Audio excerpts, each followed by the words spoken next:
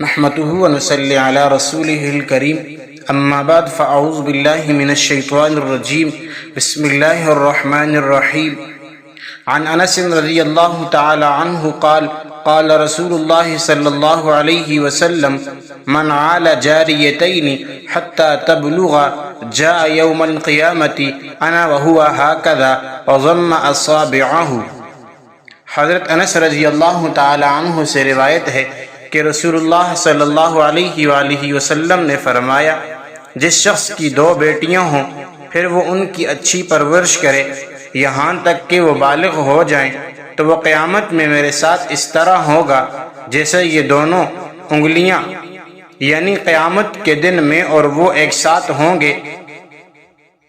یہ بشارت بیٹوں کی پیدائش اور ان کی عمدہ پرورش پر نہیں دی گئی۔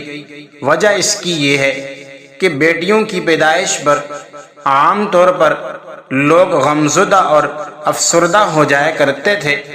اور آج بھی بدقسمتی سے بے دینی اور جہالت والے سماج میں یہی ہوتا ہے کہ بیٹی کی پیدائش کو برا سمجھا جاتا ہے، اور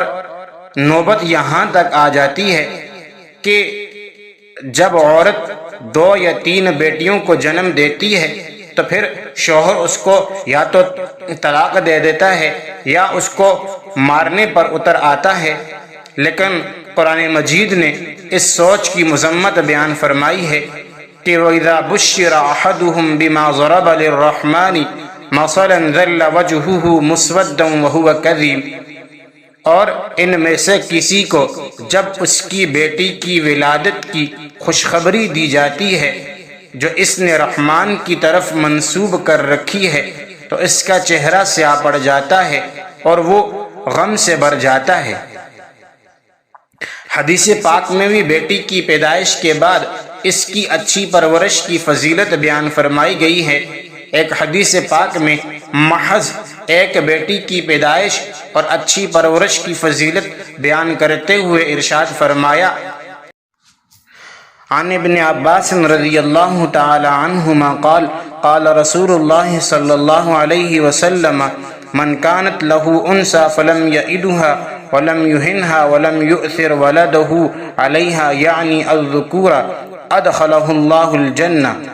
کہ جس شخص کی بیٹی ہو پھر اس نے اپنی بیٹی کو زندہ دفن نہیں کر دیا یا دور حاضر میں حمل کے دوران جنس معلوم ہونے پر حمل نہیں گرا دیا اور نہ اسے ذلیل کیا اور نہ ہی اپنے بیٹے کو اس پر ترجیح اور فوقیت دی،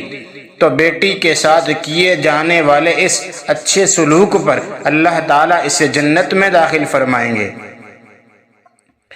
اسی سلسلے میں ایک واقعہ ملتا ہے کہ ایک شخص کے یہاں صرف 2 بیٹیاں تھیں، اس لیے جب کبھی اس کی بیوی امید سے ہوتی تو وہ سوچتا کہ شاید اس مرتبہ بیٹا ہوگا، مگر ہر مرتبہ بیٹی ہی پیدا ہوتی۔ اس طرح اس کے یہاں یکے بعد دیگرے 6 بیٹیاں پیدا ہوئیں۔ جب 7ویں مرتبہ بیوی امید سی تھی تب شیطان کے بہکاوے میں آ کر اس نے ارادہ کر لیا کہ اب کی بار اگر بیٹی پیدا ہوئی تو میں اپنی بیوی کو طلاق دے دوں گا۔ حق تعالیٰ اسے اس کی اس حرکت پر متنبہ کرنا چاہتے تھے، اس لیے اس نے اسی رات ایک بھیانک خواب دیکھا کہ قیامت برپا ہو چکی ہے اور اس کے نامہ اعمال میں بہت زیادہ گناہ ہیں، جس کی وجہ سے اس کے جہنم میں جانے کا فیصلہ ہو گیا۔ جب فرشتے اسے جہنم کے پہلے دروازے پر لے کر گئے تو کیا دیکھتا ہے کہ وہاں اس کی پہلی بیٹی کھڑی ہے جو اسے جہنم میں جانے سے روک رہی ہے۔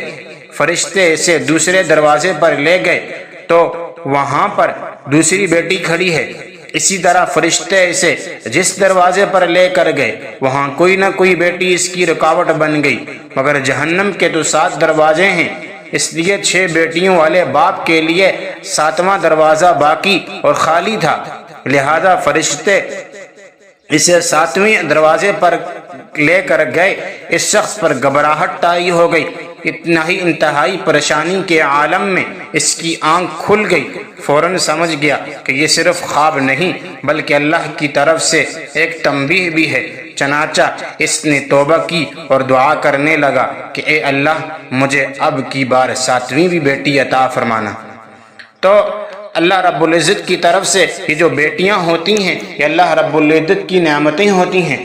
ہمیں ان کو اپنے اوپر بوجھ نہیں سمجھنا چاہیے، ان کی ہمیں اچھی تربیت کرنی چاہیے اور اچھی طرح ان کو رخصت کرنا چاہیے، تاکہ ہم نبی صلی اللہ علیہ وآلہ وسلم نے جو بشارتیں دی ہیں ہمیں بھی وہ نصیب ہو جائیں۔